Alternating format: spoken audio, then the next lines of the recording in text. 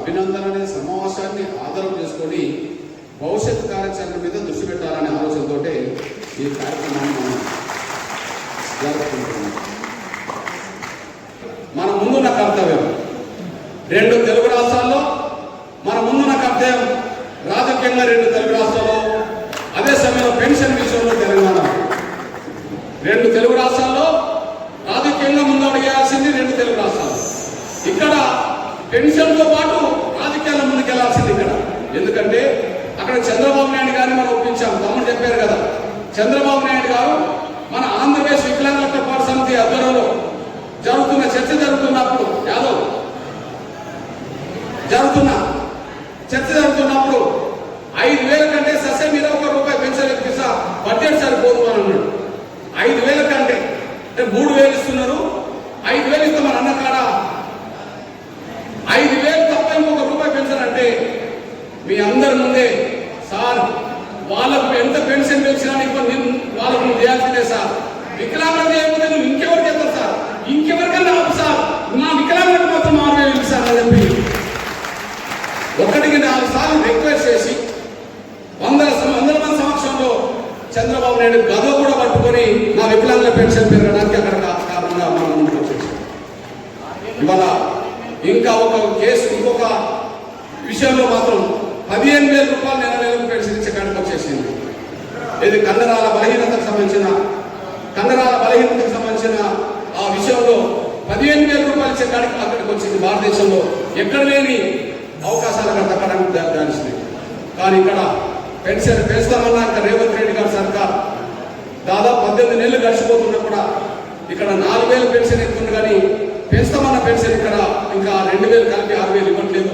ఇక్కడ డిమాండ్ను మనం ముందుకు నడిపించాల్సిన బాధ్యత ఇక్కడ ఉన్నది. దాని గురించి కూడా కార్యాచరణ చేసుకోవాల్సిన అవసరం ఉన్నది. అదే సమయంలో ఇక్కడ ఈ మధ్యకాలం ఉన్నాయి.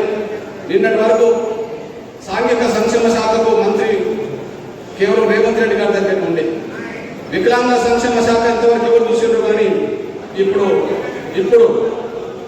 ఇప్పుడు మాదిగ సామాజిక వర్గం నుంచి వచ్చిన అప్పుడు లక్ష్మణి మన వికలాంగుల సంక్షేమ శాఖ కూడా ఆయన మంత్రిగా వస్తున్నాడు.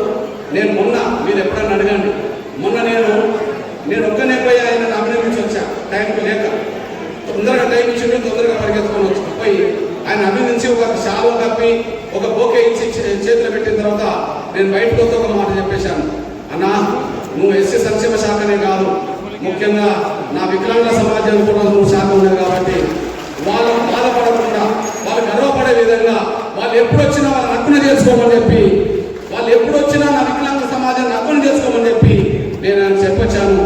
మీరు ఎప్పుడైనా పోయినప్పుడు అది గుర్తు చేస్తాడు, లేదా మీరు గుర్తు చేసిన అవును అన్న నా దగ్గరికి వచ్చి వికలాంగుల సమాజం గురించే చెప్పిండని చెప్పి ఆయన చెప్పడానికి అవకాశం ఉంటుంది. అంటే నా బాధ్యత ఎక్కడున్నా ఒకటి, సమాజం కోసం నేను ఎన్ని చేసినా మిమ్మల్ని కంటికి రెప్పలా కాపాడుకోవడం నాకు ఇంకొక బాధ్యత తీసుకోవడం నేను మర్చిపోతాను. సమాజం కోసం ఎన్నైనా చేయవచ్చు, సమాజం కోసం ఎన్ని చేసినా నాకు 2వ కన్నుగా మాత్రం, సమాజం యావత్తు ఒక కన్నుగా నేను చూసుకున్నా కూడా నాకు 2వ కన్ను ఖచ్చితంగా నా వికలాంగ సమాజమే నాకు 2వ కన్నుగా ఎప్పుడు భావిస్తుంది. మీకే ఇప్పుడు నా వికలాంగ సమాజంలో చదువుకున్న పిల్లల సంఖ్య పెరిగింది. నా వికలాంగ సమాజంలో నిరుద్యోగులు ఎక్కువ మంది కనిపిస్తున్నారు. నా వికలాంగ సమాజంలో సమాజం పట్ల అవగాహన పెరిగిన వాళ్ళు చాలా మంది కనిపిస్తున్నారు. వాళ్ళలో ఆకాంక్ష బలంగా బయలుదేరింది. మేమెందుకు గ్రామ పంచాయతీలో మేమెందుకు ప్రాతినిధ్యం వహించకూడదు, మేమెందుకు మున్సిపాలిటీలో ఉండకూడదు, మేమెందుకు కార్పొరేషన్ ఉండకూడదు, మేమెందుకు అసెంబ్లీ ఉండకూడదు, మేమెందుకు పార్లమెంట్లో ఉండకూడదు, మేమెందుకు రాజకీయాల్లో భాగస్వామ్యం కాకూడదు అని చెప్పి నాకు తెలిసి అంతకుముందుతో పోల్చుకుంటే ఈ మధ్య కాలంలో అలాంటి ఆకాంక్ష బలంగా బయలుదేరడం కారణం నా వికలాంగుల సమాజంలో చదువుకున్న బిడ్డల సంఖ్య రోజులో పెరుగుతుండడం వల్ల, వాళ్ళ అవగాహన పెరుగుతుండడం వల్ల మేమెందుకు గ్రామ పంచాయతీలో పంచాయతీని నిర్వహించేంత శక్తి మాకు లేదా, పంచాయతీ పాలనలో మేము భాగస్వామి కాకూడదా, మున్సిపాలిటీలో మేము రాజకీయంగా భాగస్వామి కాకూడదా, నగరాల్లో భాగస్వామి కాకూడదా, ఎందుకు మేము భాగస్వామి కావాలి, మాకు ఏం తక్కువ అనే స్థాయిలో రాజకీయంగా మా హక్కుల సంగతి ఏందని చెప్పి అనుకునే కాడికి, ఆకాంక్షలు చెప్పే కాడికి మన వికలాంగ సమాజం వచ్చేసింది. దీనికి అనుగుణంగానే మీ అన్నగా రాజకీయంగా ఏ నిర్ణయం తీసుకున్నా, రాజకీయంగా ఏ పోరాటం జరిగినా కూడా అందులో నా వికలాంగుల సమాజాన్ని పంచాయతీ మొదలుకొని పార్లమెంట్ వరకు నా వికలాంగుల సమాజానికి రాజకీయ ప్రాతినిధ్యం ఉండాలి. పంచాయతీ మొదలుకొని పార్లమెంట్ వరకు నా వికలాంగుల సమాజానికి అది 2%, 3%, 5% ఎంత శాతమైనా 2021 నా వికలాంగుల జనాభా లెక్క ప్రకారం తీసుకున్నా కూడా, ఈ జనాభా ఎప్పుడు లెక్క తీసుకున్నా కూడా జనాభా ఎంత ఉంటుందో అంతే ప్రాతినిధ్యం పంచాయతీ మొదలుకొని పార్లమెంట్ వరకు ఉండాలనే లక్ష్యం వైపు మనం నడుపుకుంటున్నాం. దీనికి కొద్దిగా ముందడుగేసే దిశగా, దీనికి కొంత ముందడుగేసే దిశగా తమిళనాడులో స్టాలిన్ గవర్నమెంట్, దీన్ని కొంత ముందడుగేసే దిశగా తమిళనాడులో స్టాలిన్ గవర్నమెంట్ కొంత ముందడుగేసింది. అక్కడ పంచాయతీలో, నగరాల్లో, మున్సిపాలిటీలో, పంచాయతీలో, నగరాల్లో, మున్సిపాలిటీలో ఖచ్చితంగా ప్రాతినిధ్యం గవర్నమెంట్ ఖచ్చితంగా ఇస్తుంది అని చెప్పి ఒక చట్టం తీసుకునే కాడికి వచ్చేసింది.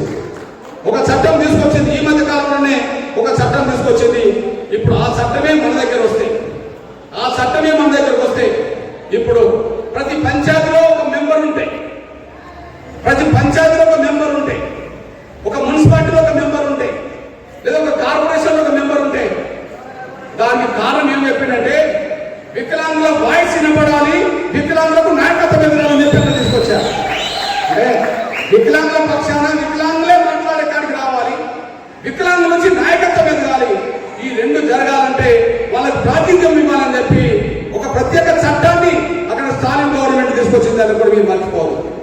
దానికి అనుగుణంగా అంతకుముందే రాజస్థాన్ గవర్నమెంట్ కూడా తీసుకొచ్చిన పరిస్థితి పంచాయతీలో లేకపోయినా మున్సిపాలిటీలో తీసుకొచ్చిన చరిత్ర కనిపిస్తున్నది.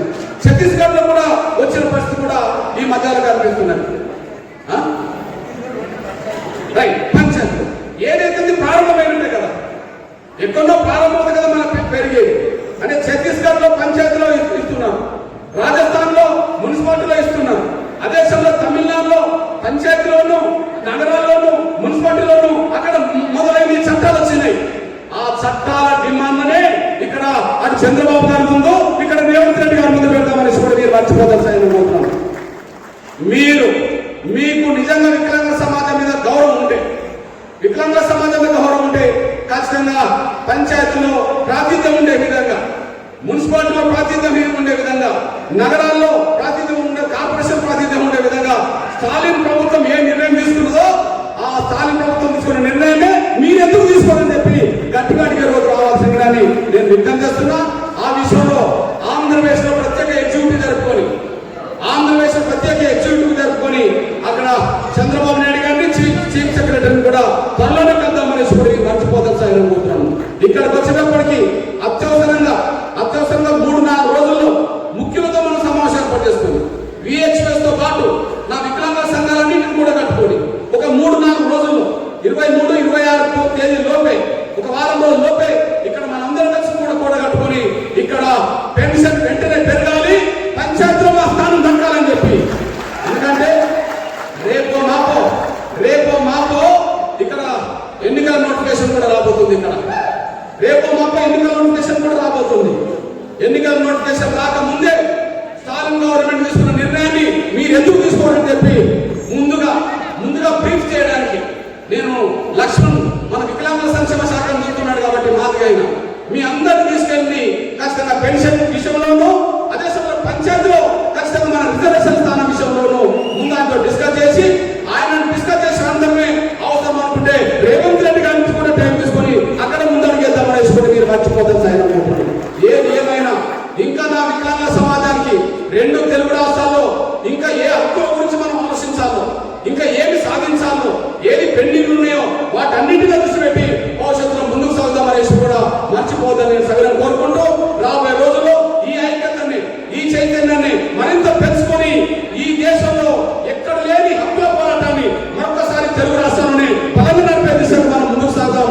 దానికి నా వంతు నేను ఎప్పుడు కూడా మీకు అండగా నిలబడతాను కూడా మర్చిపోదాం సార్ కోరుకుంటూ రాబోయే రోజుల్లో మరింత శక్తిని కూడా కట్టుకొని నా వికలాంగ సమాజానికి ఈ తెలుగు నేల మీద ఎన్ని ఆకాంక్షలు ఉన్నాయో, ఎన్ని ఆకాంక్షల కనుక మనం ముందుకెళ్లాలో తమ్ముడు శ్రేణు అంజిరెడ్డి అన్న మళ్ళా మన అందరం కలిసి అన్నదమ్ములాగా అక్క చెల్లెలందరూ కలుపుకొని మన వికలాంగ సమాజం చూస్తే భారతదేశంలోనే 2 తెలుగు రాష్ట్రాల వికలాంగులను చూస్తే గర్వపడే విధంగా మనం ముందుకు నడిపిద్దామనేసి కూడా మర్చిపోతాం చేయాలని కోరుకుంటూ ఇంత సమయం ఇచ్చి ఎంతో దూరం వచ్చిన నా వికలాంగ సమాజానికి పేరున ధన్యవాదాలు చెప్తూ ముగుతున్నాను. మీ వెనక నేనున్నా, మీకు తోడున్నా, మీ భవిష్యత్తు కోసం నేను కొట్లాడుతున్నానేసి కూడా మర్చిపోతాను కూడా బయలుదేరుతాం. ధన్యవాదాలు.